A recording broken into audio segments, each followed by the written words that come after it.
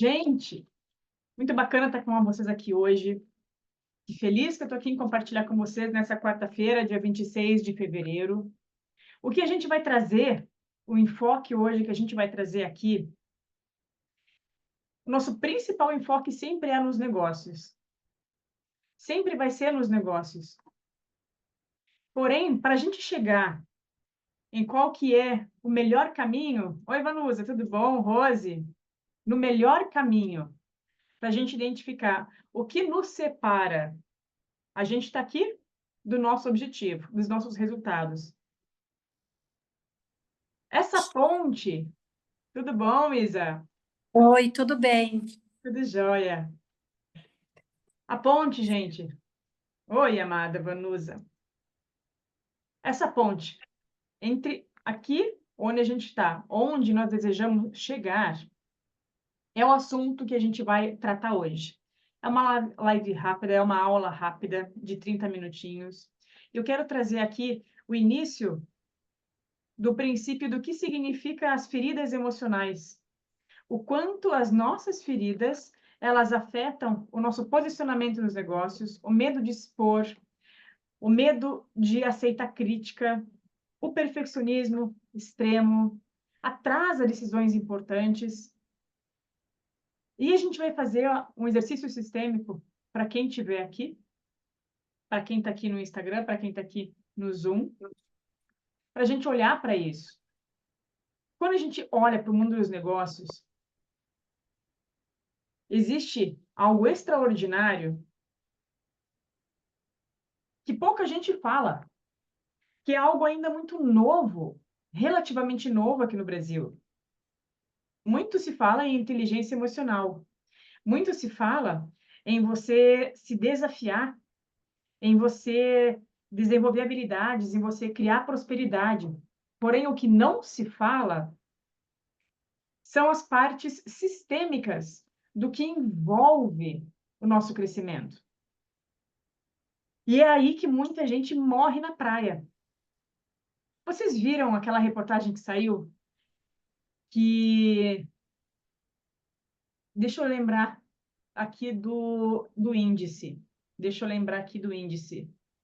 70% das mulheres maduras estão em fase de transição. 70% das mulheres maduras estão em fase de transição de carreira. Vocês viram essa reportagem da Forbes? Quem está aqui no Zoom, escreve aqui para mim, para eu saber. 70%. Quem fez transição de carreira aí, ou tem duas atividades, ergue a mãozinha para eu saber. Diz um sim. Eu fiz transição de carreira aos 37 anos. Sim. Gente, por que que tantas mulheres estão em transição de carreira? Eu falo de mulheres, mas homens também. 70% das mulheres maduras, e maduras eu digo acima dos 40, estão em transição de carreira. Por quê? A Ana não tem 40, mas está na transição também, dá para se dizer, né, Ana? Tem duas profissões, porque não existe mais nós exercermos hoje da mesma função, do mesmo molde que a gente aprendeu há 20 anos atrás.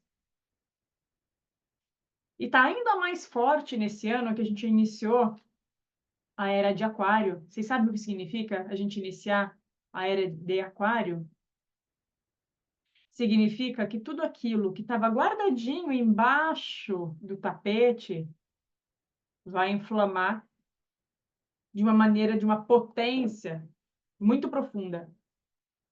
O que significa o que estava guardadinho vai inflamar, vai emergir? Dificuldades nos relacionamentos. A forma com que você executava lá atrás não se encaixa mais na forma que você é hoje. Você só fazer no automático não se encaixa mais.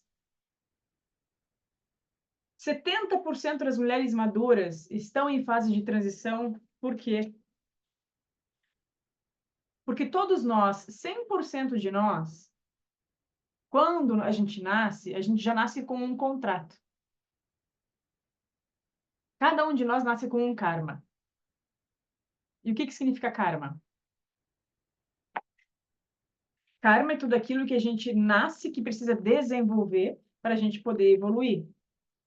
E nós temos duas opções quando a gente nasce, quando a gente vem para esse mundo. Ou a gente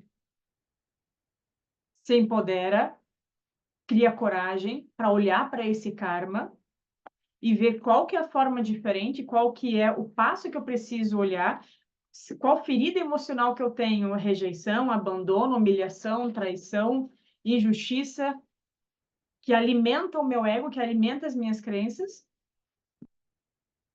Então, eu tenho a opção de transformar isso em luz, ou eu tenho a opção de continuar patinando e patinando, atraindo ainda mais situações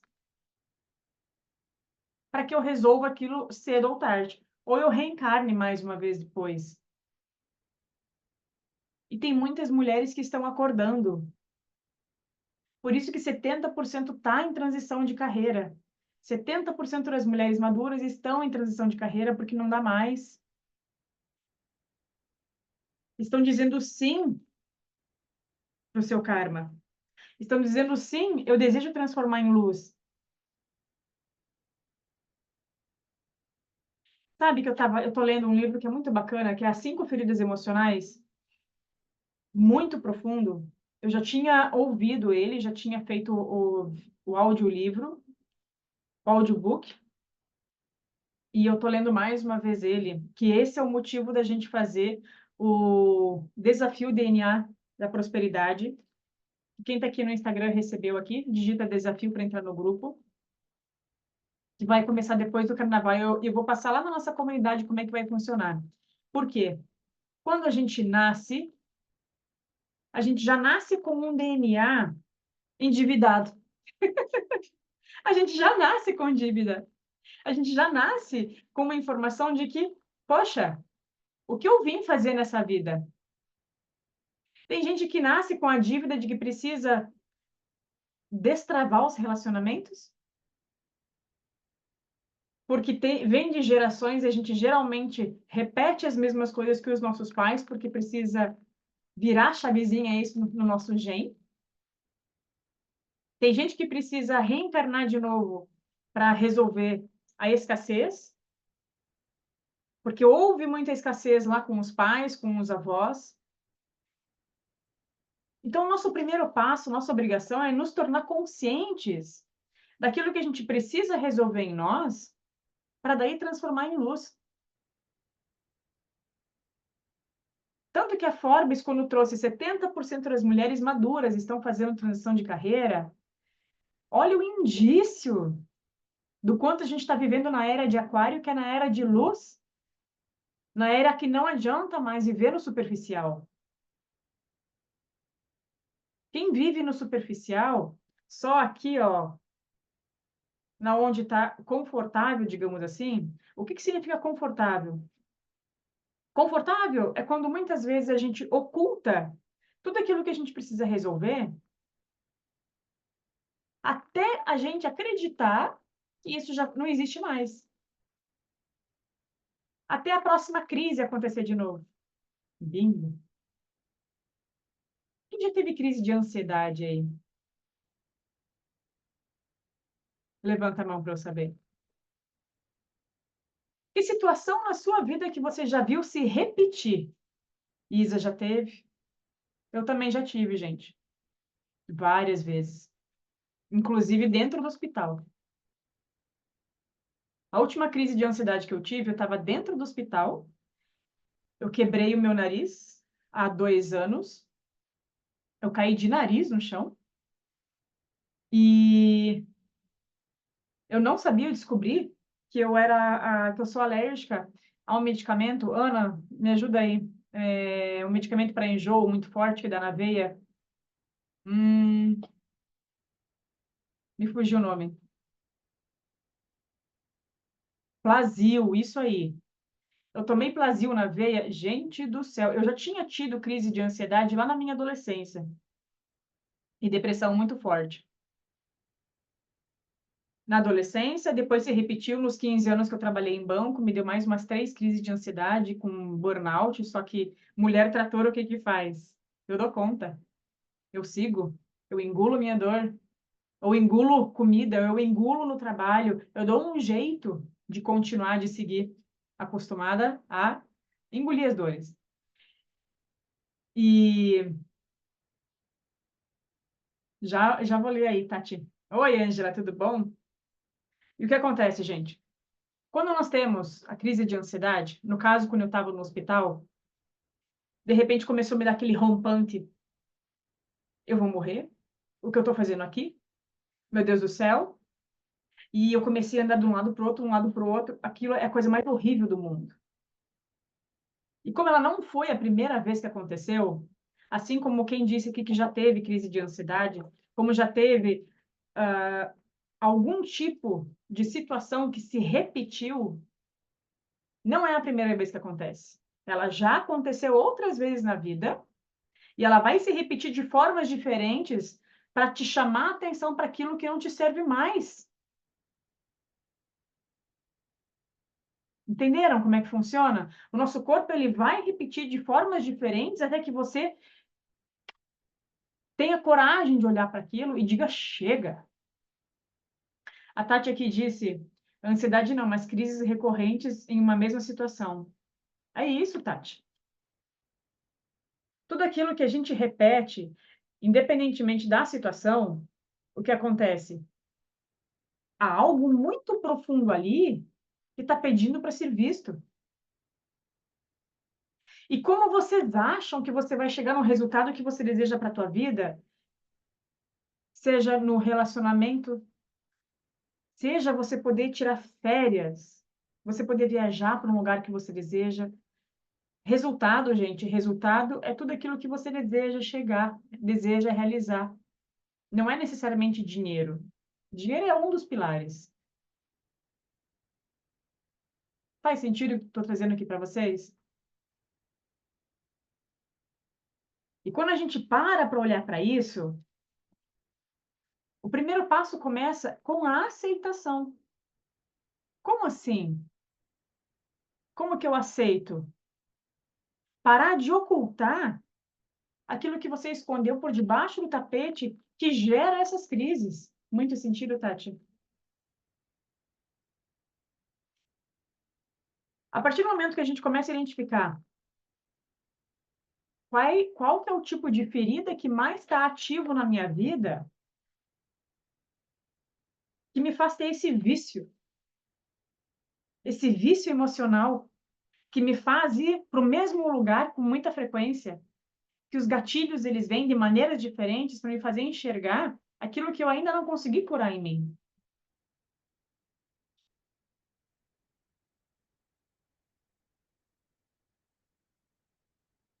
Tem muita gente que tem o sentimento de não ser aceito, de não estar no ambiente certo, de não se encaixar, de se esquivar do social.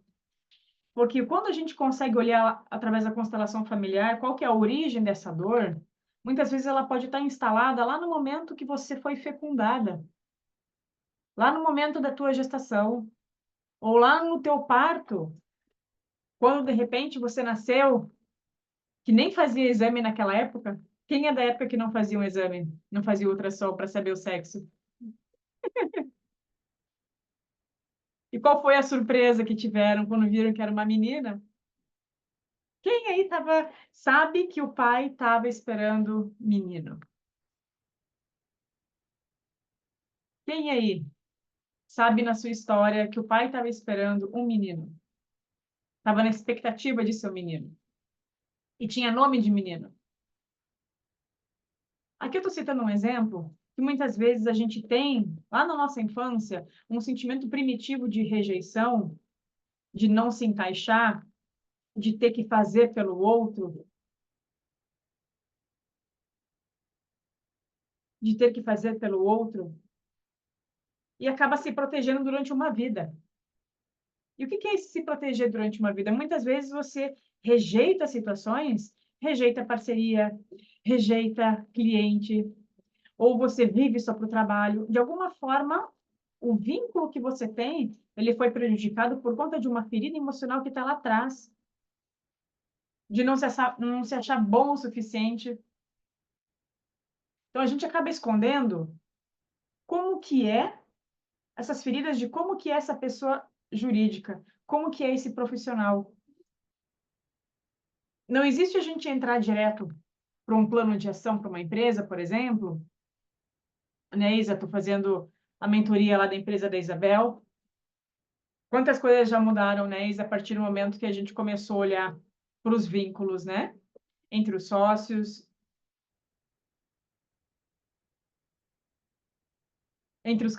através dos cavalos também, né, Isa? Até a expansão do seu negócio, a coragem de você fazer diferente. Muitas vezes a gente não enxerga que tem um futuro, não consegue ver um futuro, porque muitas coisas foram interrompidas na tua história, sempre movimentos novos, né? Que bacana. Quando eu não consigo ver futuro numa relação, seja no trabalho, seja na minha relação pessoal, o que está escondido lá atrás na minha história é que eu estou presa em algo que foi interrompido, que não pôde ter um futuro, que eu fico com essa máscara, eu fico com esse medo guardado aqui em relação ao meu projeto, em relação à minha capacidade. Quando eu tenho lá no meu inconsciente uma crença de que eu não mereço ser vista, não mereço ser valorizada, e você se liberta dessa vergonha, quantos projetos novos você pode abraçar?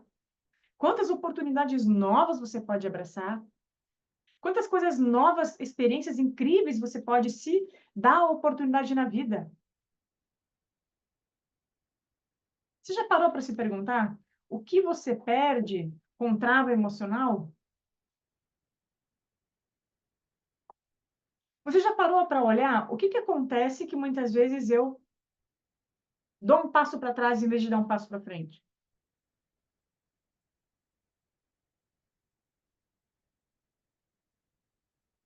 O que falta em mim, que está lá na minha criança, que está perdido lá atrás na minha memória, que eu não me sinto inteira?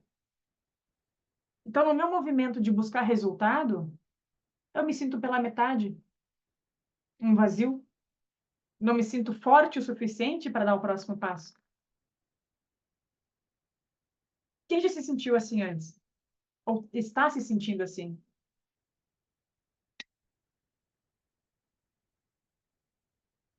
Escreve aí para mim. Sabe que antes de começar, me veio muito forte de compartilhar com vocês um conto. Se sente assim, Fer? Já se sentiu? Isa se sente assim? A Fer já se sentiu? Tem um conto que me veio muito forte de compartilhar com vocês. Eu acredito que vocês já devem ter ouvido esse conto muito lá na infância. Vocês conhecem o conto da Cinderela? Quem já leu? Está assim, Vanusa? Gente, quem se identifica aqui no Instagram, escreve desafio, que na próxima semana a gente vai começar um desafio de 5 dias. E cada dia a gente vai trabalhar uma ferida emocional que dificulta a prosperidade, tá bom?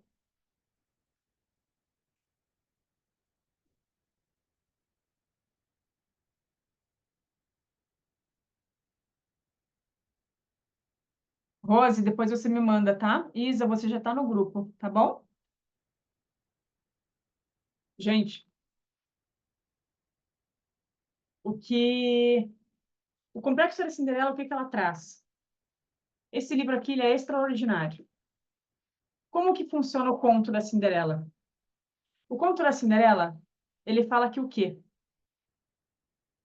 A Cinderela, ela foi órfã de mãe, a sua mãe faleceu, esteve ausente durante parte da sua vida, e o pai dela casou de novo. E nesse novo casamento, o que aconteceu? As duas irmãs dela não aceitavam a Cinderela, então colocavam ela para trabalhar. Eram injustas com ela só usava trapo velho. E a Cinderela, ela ia lá no caixão da mãe, lá no cemitério, e conversava com a mãe. Mãe, me ajuda, mãe. Traga uma luz para mim, traga uma direção, mãe. Me ajuda a encontrar um caminho de paz. E a Cinderela sempre fazia oração para a mãe dela. E o que acontece? Um certo dia, a casa, lá com a esposa, a madrasta e as irmãs, receberam um convite do príncipe.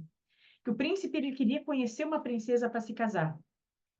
E a Cinderela ficou sabendo, eu acho que ela estava louca de vontade de ir, e proibiram ela de ir. A madrasta proibiu, deixou ela faxinando a casa e disse: você não vai sair daqui enquanto tiver toda a casa suja. E elas limparam, sujaram de cinza, deram um jeito de piorar a situação para ela não ir. Só que como ela era muito devossa à mãe e ela pedia muito para a mãe ajudar ela, algo aconteceu que um pássaro branco trouxe para ela um vestido maravilhoso e um par de sapatos incríveis para ela usar. Só que meia-noite ela tinha que estar em casa. E o que aconteceu com ela?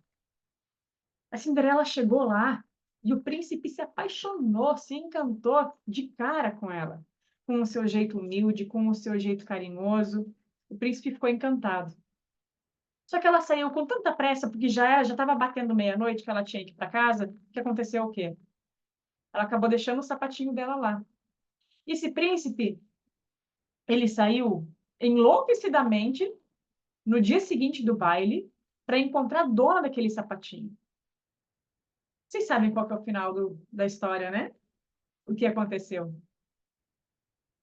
E o que acontece, gente, quando nós desvendamos o conto complexo de Cinderela? Quando a gente faz a constelação de contos, vocês já ouviram falar nisso?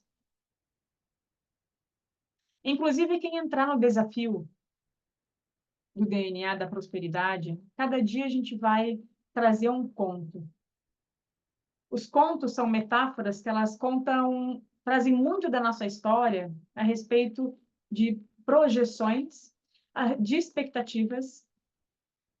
E quando a gente olha muitas mulheres com medo da independência, com medo de crescer, é muito forte quando muitas mulheres têm feridas emocionais de amor interrompido com a mãe. Por que interrompido com a mãe?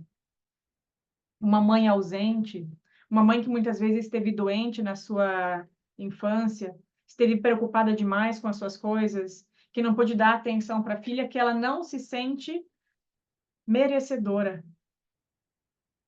O conto da Cinderela, ela fala muito do posicionamento dessa mulher, que ela se sente pequena, se sente menos, não se posicionava, se permitia ficar naquela situação, esperando alguém de fora salvá-la, como o príncipe. Então, quando a gente vê na história de muitas mulheres, o quanto que no teu inconsciente você espera, você não faz tudo aquilo que você gostaria de fazer, porque está na expectativa de encontrar um príncipe encantado. Porque teve um pai que muitas vezes não olhou você da forma com que você queria e esperava, e você fica esperando um outro homem fazer aquilo que o seu pai não pôde fazer por você.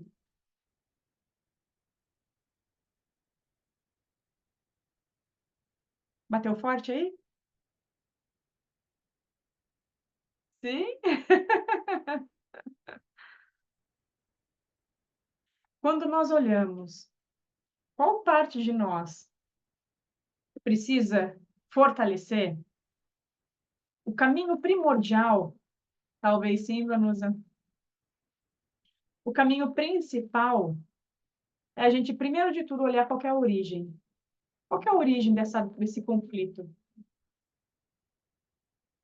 Para vocês terem uma ideia, quem tem a ferida da injustiça, por exemplo, uma Cinderela, poxa, que injusto para mim.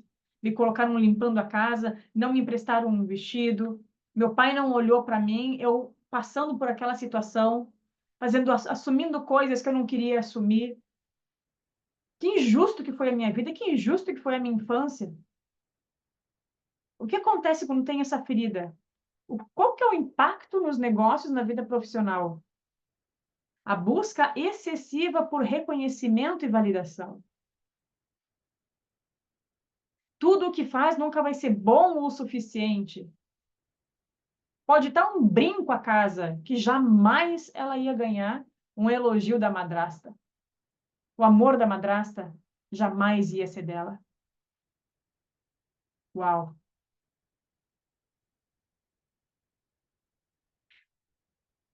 A dificuldade em aceitar feedbacks e críticas.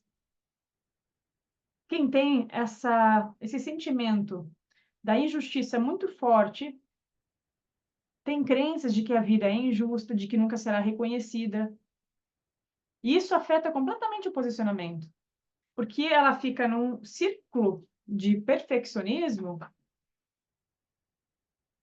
que só entra no fazer, que a vida é o trabalho, porque espera o reconhecimento.